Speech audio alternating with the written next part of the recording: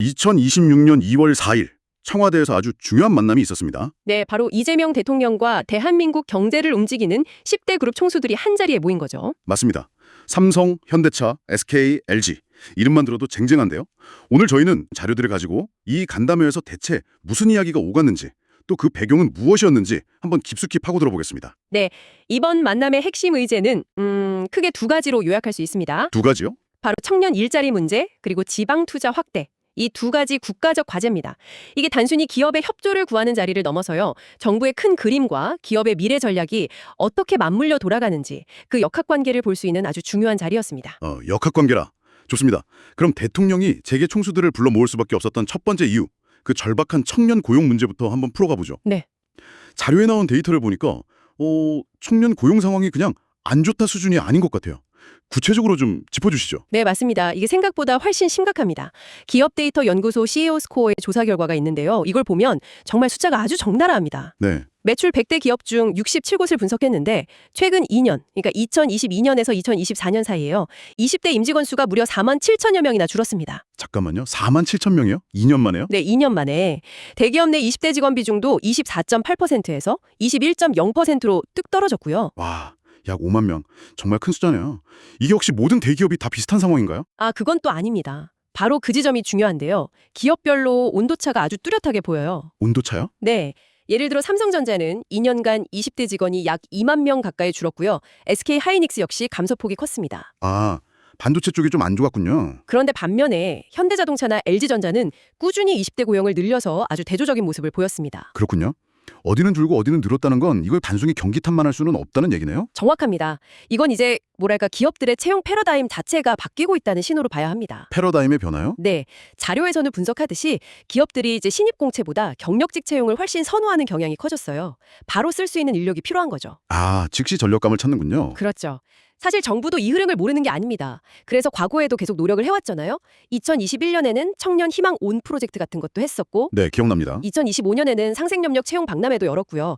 이번 만남은 바로 이런 노력의 연장선상에서 청년들에게 더 많은 기회를 만들어달라는 정부의 가장 강력한 메시지라고 볼 수 있습니다. 알겠습니다. 그럼 다음 핵심 의제로 넘어가 보죠. 지방 투자 확대.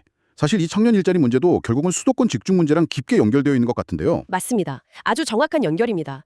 두 문제는 사실상 동전의 양면이거든요. 여러 기사에서 대통령의 5극 3특 체제 전략이 계속 언급되더라고요. 이게 정확히 무엇이고 왜 이걸 실현하는데 기업 총수들의 역할이 중요한 건가요? 5극 3특은 한마디로 수도권 1극 체제에서 벗어나자는 겁니다. 전국을 5개의 초광역권과 3개의 특별자치도로 재편해서 국가 균형 발전을 이루겠다는 이재명 대통령의 핵심 국정 과제죠. 네. 신년사에서도 대한민국의 제도약을 위한 필수 전략이라고 강조했을 만큼 의지가 아주 강합니다. 구상은 정말 거대한데 솔직히 이런 비전을 현실로 만들려면 기업들을 지방으로 끌어들일 확실한 당근이 필요하지 않겠습니까? 바로 그 당근이 이번 간담회의 핵심이었습니다. 중앙일보 기사에 아주 자세히 나온 4대 특구, 그중에서도 기회발전 특구가 바로 그겁니다. 기회발전 특구요? 네, 정부가 기업들에게 정말 파격적인 조건을 제시하고 있어요. 구체적으로 어떤 혜택들인가요? 듣기만 해도 궁금한데요. 핵심은 세금 감면과 규제 완화, 이 두 가지입니다. 세금과 규제, 기업들이 가장 민감해하는 부분이죠. 그렇죠. 먼저 세제 혜택을 보면요. 특구로 이전하거나 창업하는 기업에 대해서 소득세랑 법인세를 5년간 100% 감면해 줍니다. 5년간 100%요? 영원이라는 거잖아요. 네, 그리고 거기서 끝이 아닙니다. 이후 2년간 50%를 추가로 감면해 주고요. 새로 사는 부동산에 대한 취득세는 100%, 재산세도 5년간 100% 감면됩니다. 와, 규제는 어쩌면 더 파격적입니다. 규제 특례라고 해서 지자체가 기업 유치에 필요한 규제 완화 내용을 직접 설계해서 정부에 요청할 수 있게 했어요. 직접 설계한다고요? 네, 사실상 기업 맞춤형으로 규제를 풀어주는 데 가능해지는 겁니다. 이건 정말 발상의 전환인데요. 그렇죠. 여기에 추가로 기회발전특구 펀드를 조성해서 투자를 돕고 근로자들을 위한 주택 특별공급 같은 정주 여건 개선도 약속했습니다. 들어보니까 이건 정부가 지방으로의 이전을 위해 거의 모든 정책 수단을 동원하는 총력전에 가깝군요. 맞습니다. 국도연구원 자료에서 지적한 지방 소멸이라는 근본적인 위기감의 발로로 보입니다. 이 전략의 성공 여부가 바로 10대 그룹 총수들의 투자 결정에 달려있는 것이죠. 알겠습니다. 그럼 국내 현안은 청년 일자리와 지방 투자 이 두 가지였군요.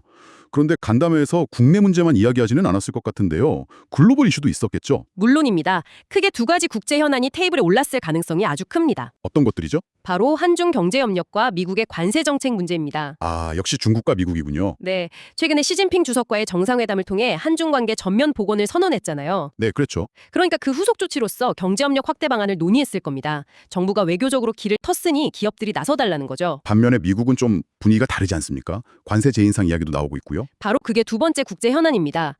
미국 행정부가 한국에 대한 관세 재인상을 예고한 상황에서 기업들의 현상 의견을 듣고 정부 차원의 대응 방향을 공유하는 게 아주 중요했겠죠. 그렇죠.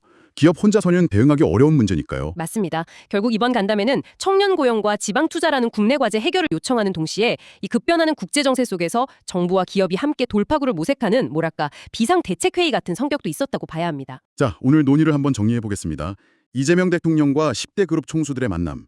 이건 단순한 상견례도 아니었네요. 네, 결코 아니었죠. 20대 청년 고용이 급격하게 감소하는 암울한 현실, 그리고 지방 소멸이라는 거대한 위기 앞에서 정부와 기업이 함께 해법을 찾아 나서는 아주 중요한 분기점이었습니다. 맞습니다.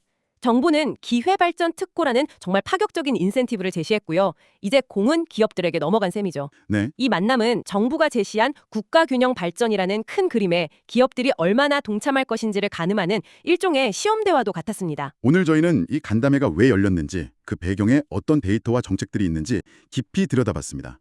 청취자분께서도 대한민국의 미래를 위한 이 중대한 논의의 무게를 느끼셨기를 바랍니다. 네, 마지막으로 이런 질문을 하나 던져봅니다.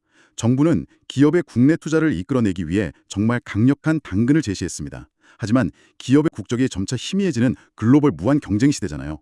과연 국내에서 제공하는 혜택만으로 우리 기업들을 대한민국의 미래에 투자하게 만들 수 있을까요? 국가의 미래와 기업의 성장이 언제나 같은 방향을 바라보게 하려면 우리에게는 과연 무엇이 더 필요할까요?